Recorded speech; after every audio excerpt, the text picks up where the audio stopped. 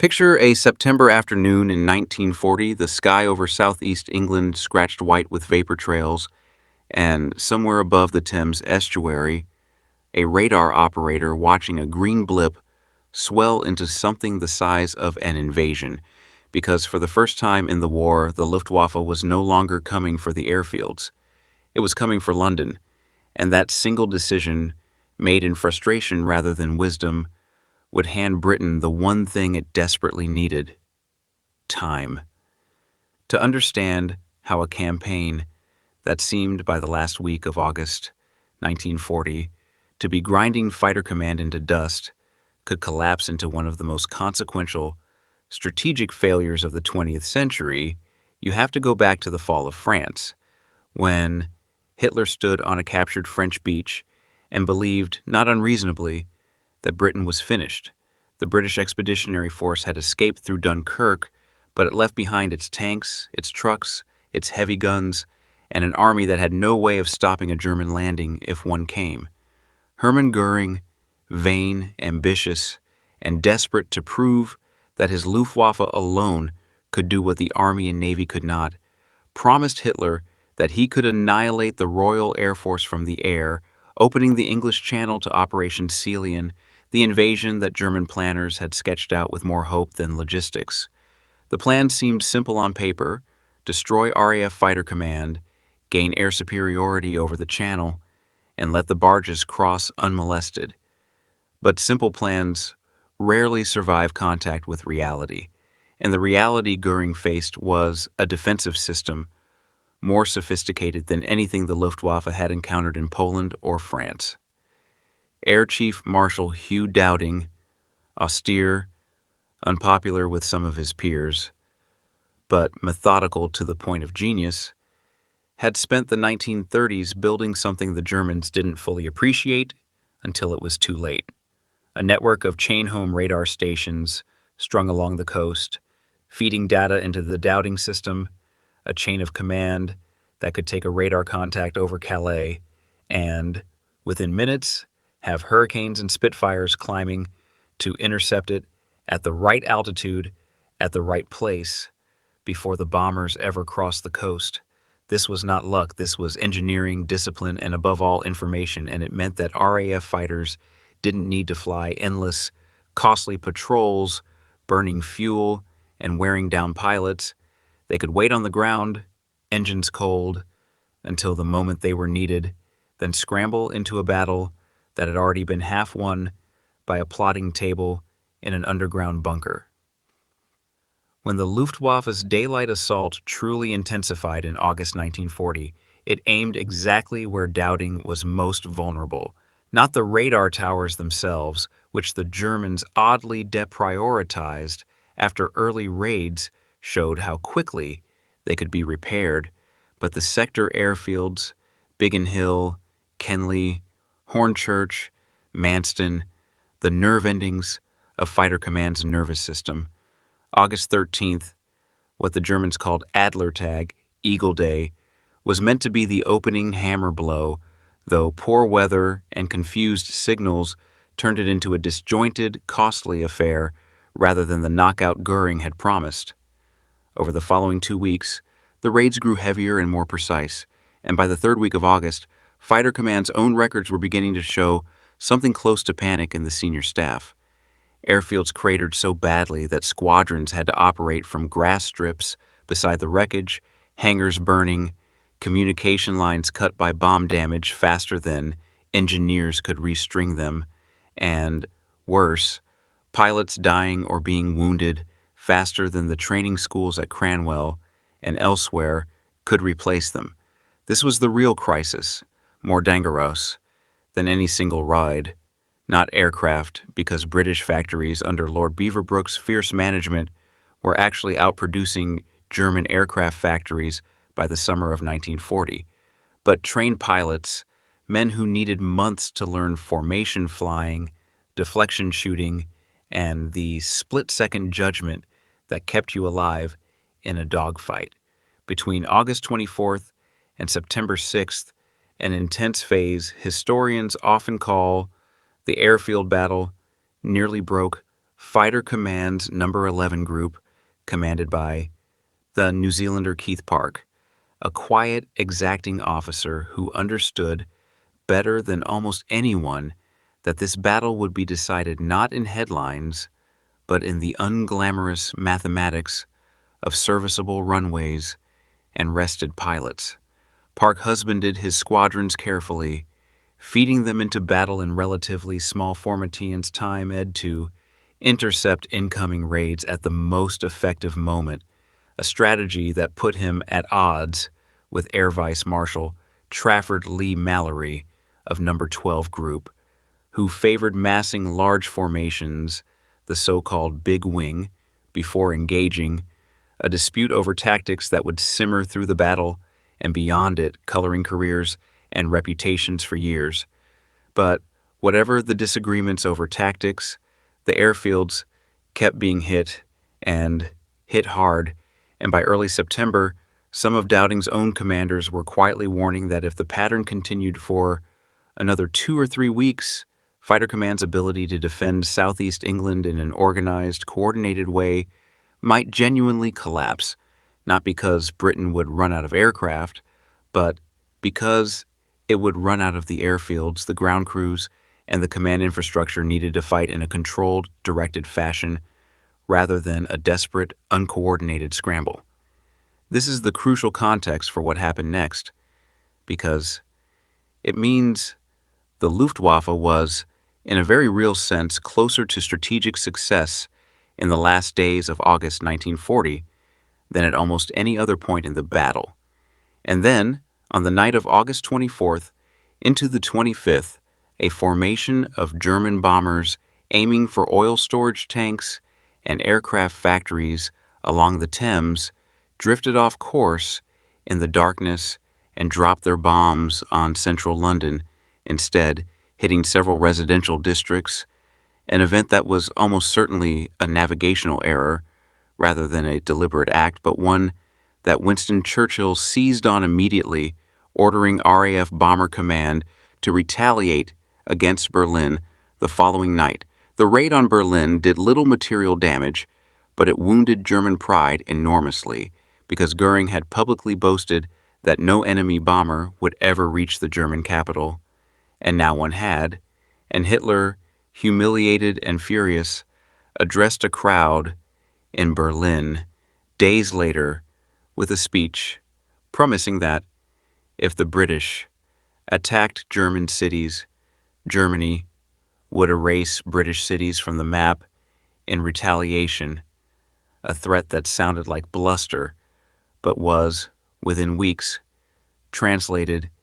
into an actual shift in Luftwaffe strategy.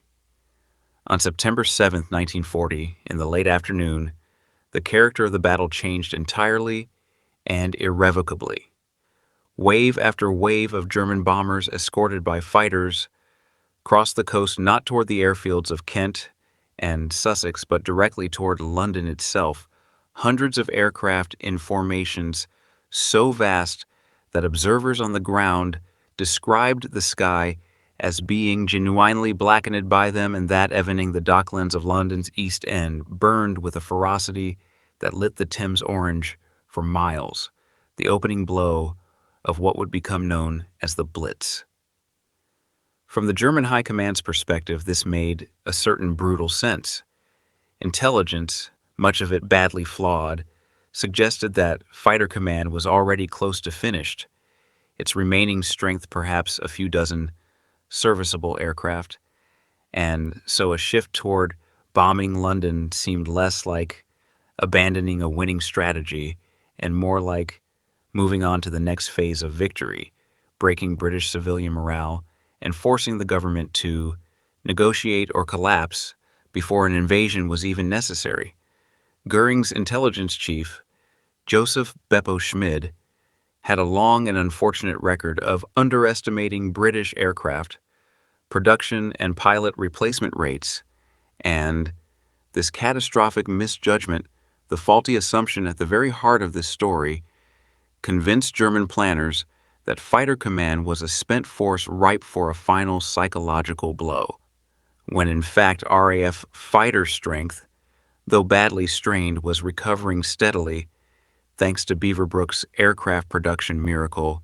and an accelerated, if imperfect, pilot training pipeline. The bombing of London was meant to finish off an enemy already on its knees. Instead, it granted that enemy exactly what it could not otherwise have bought: a reprieve. With the Luftwaffe's bomber streams now heading for the capital instead of the sector stations, ground crews at Biggin Hill, Kenley, Hornchurch, and the rest of No. 11 Group's battered airfields finally got days, then weeks, without their runways being cratered every morning. Engineers filled bomb craters, restrung telephone lines, rebuilt hangars, and most importantly, squadrons that had been operating at half strength, flying from wrecked dispersal fields with exhausted pilots, began to stabilize, rest, absorb replacement aircraft, and integrate the newly trained pilots trickling in from operational training units. The system Dowding had built, radar feeding into sector stations, feeding into squadron readiness, which had been buckling under direct pressure, was allowed to breathe again, and it used that breath to heal. This is the strategic irony that sits at the center of the entire Battle of Britain. The Luftwaffe won tactical victories almost every day of the campaign, inflicting real damage, killing real pilots, destroying real aircraft, and yet the single operational decision to redirect that pressure toward London, intended as an escalation and intensification of the assault, was in fact a release valve for the one part of the British war machine that could not have survived sustained direct pressure much longer. London burned and Londoners suffered terribly and heroically through nights of bombing that would continue for 57 consecutive nights and beyond, sheltering in underground stations, in church crypts, in reinforced basements, digging neighbors out of collapsed terraced houses by hand and lamplight, and the civilian death toll from the Blitz would eventually climb into the tens of thousands, but the morale collapse the German planners were counting on never materialized in the way they expected. And meanwhile, invisibly, Fighter Command was rebuilding exactly the strength it needed for the battle's climactic confrontation. That confrontation came on September 15th, now commemorated in Britain as Battle of Britain Day, when the Luftwaffe launched two massive daylight raids toward London, confident that they would find a crippled defense force offering only token resistance. Instead, thanks to those weeks of recovery, Fighter Command rose to meet them with a strength and coordination the Germans did not expect, scrambling squadron after squadron from No. 11 Group, and in a moment of genuine tactical vindication for Lee Mallory's earlier advocacy, reinforcing big wing formations from No. 12 Group that arrived in numbers substantial enough to unsettle German bomber crews already anxious about opposition they had been told was nearly extinct. The air battles that day sprawled across the skies of Kent and London itself, visible to thousands of civilians craning their necks upward, watching vapor trails twist into knots as hurricanes and Spitfires tore into bomber formations. And though British claims of German losses that day were, as with most air battles, significantly inflated in the heat of the moment, the real losses were still severe enough, and the resistance still fierce enough, to convince German commanders that the RAF was very much alive and very much capable of contesting the skies over southern England. 2 days later, on September 17th, Hitler quietly postponed Operation Sealion indefinitely, a decision made without fanfare, buried in military directives rather than announced to the German public, but one that marked the effective end of any serious German plan to invade Britain in 1940. The Luftwaffe would continue daylight raids into the autumn, gradually shifting toward high-altitude fighter-bomber nuisance raids as daylight losses became unsustainable, and the night blitz against London and other British cities, Coventry, Birmingham, Liverpool, Bristol, Glasgow, would grind on into the spring of 1941, inflicting devastating civilian casualties and reducing whole city centers to rubble, but never achieving the collapse of will that German strategists had gambled everything on. It is worth pausing here to appreciate just how narrow this margin actually was, because history remembers the Battle of Britain as a clear-cut, almost inevitable triumph of British resolve, when the truth on the ground in late August 1940 was far more precarious, a genuine crisis of pilots and airfields that senior RAF officers themselves feared could not be sustained indefinitely. Had the Luftwaffe maintained relentless pressure on the sector airfields through September rather than diverting to London, historians have long debated whether Fighter Command's command and control system, not its aircraft numbers, might have genuinely broken down, forcing a more improvised, less coordinated defense that could have opened gaps in coverage over the vital southeast approaches to London,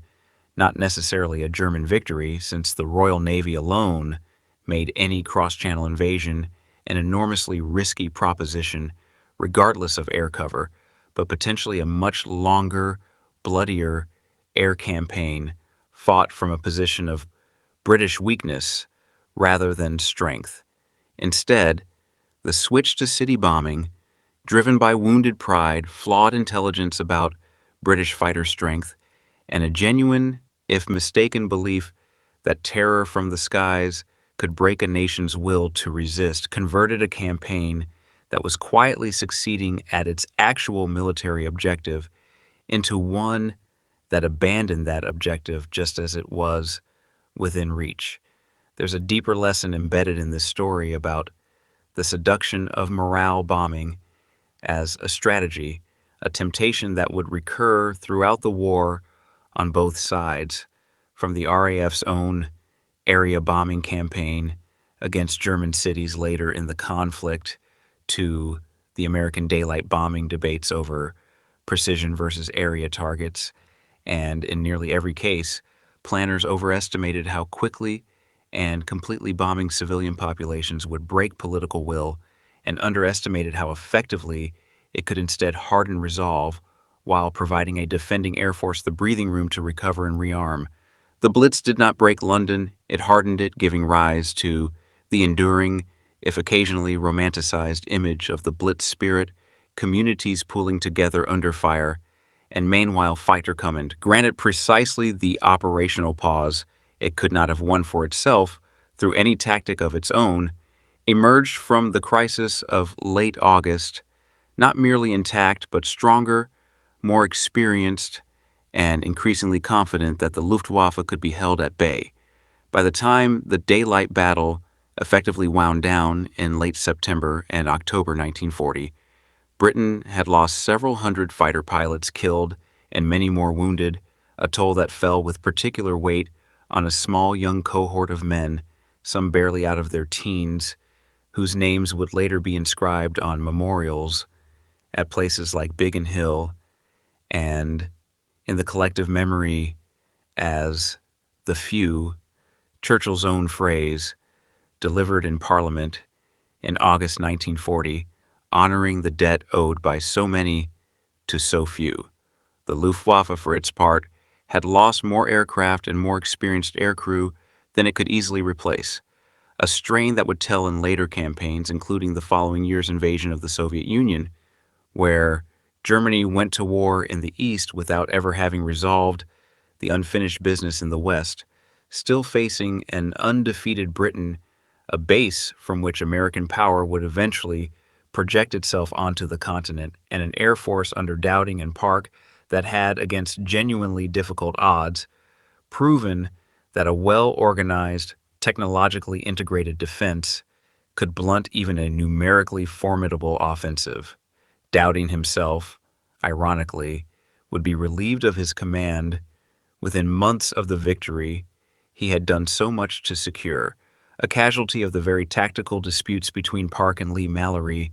that had simmered throughout the battle, along with political maneuvering within the Air Ministry that valued fresh leadership